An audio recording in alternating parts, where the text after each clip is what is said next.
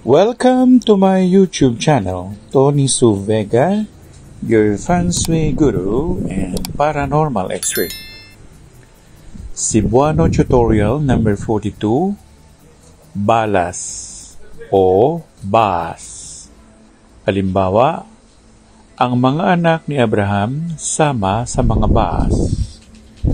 Kasing dami ng buhangin ang mga anak ni Abraham.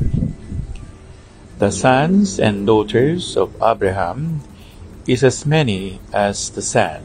Ang baas o baas o balas ay buhangin sa Tagalog. At maraming elemento sa karagatan na halos kaparehas ng matandang Pilipino o Tagalog.